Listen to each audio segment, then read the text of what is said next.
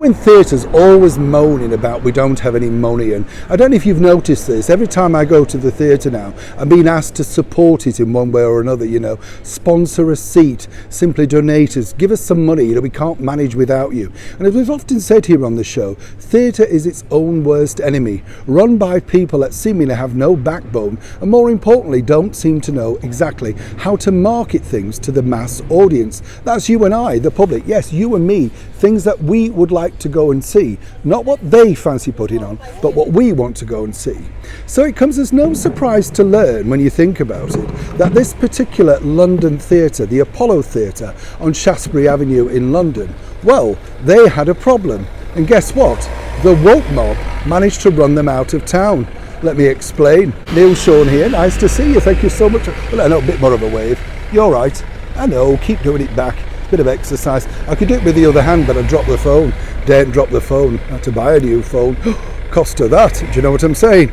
Ridiculous, isn't it, when you think about it? And let me tell you, I don't mind sharing this with you.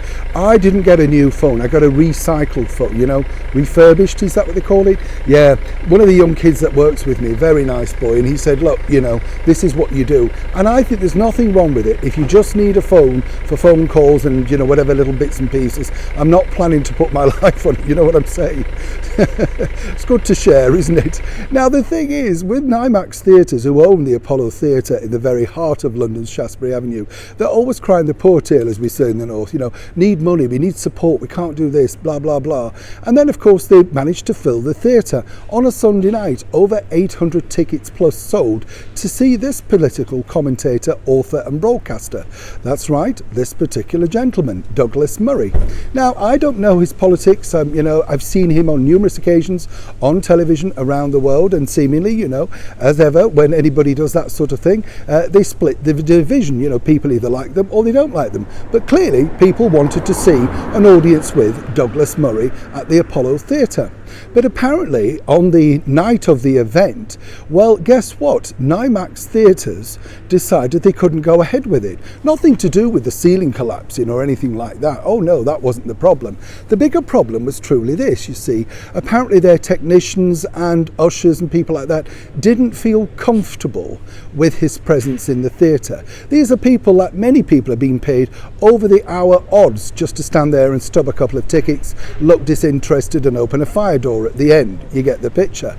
So guess what? Apollo Theatres, NIMAX Theatres crumbled, caved in and cancelled the event. Thankfully for Mr. Murray, he was able to relocate it and sell it out, making a lot of money. But here's what I would tell you. NIMAX Theatres are stupid, because on that night they could have sold an amount of sort of drinks at the bar, ice creams, and had a percentage of, no doubt, the merchandise. Plus, of course, given work to people that needed work in this industry. Now, in the recent pandemic, we're told, we don't know if theatre will survive, blah, blah, blah. Well, when you look at the people who are managing it, next time they tap on your door saying, buy a seat, sponsor this, buy a mug, remember, they turned away the opportunity to fill a theatre and earn some money. And in my opinion, if somebody wants to hire a theatre, as long as you believe it can be respectful, why on earth, as the manager, would you let someone railroad you out of literally earning some money to keep the venue alive? Truly, isn't it time we brought the curtain down on these very ill-equipped managers leading their own venues? Neil Sean in the very heart of London.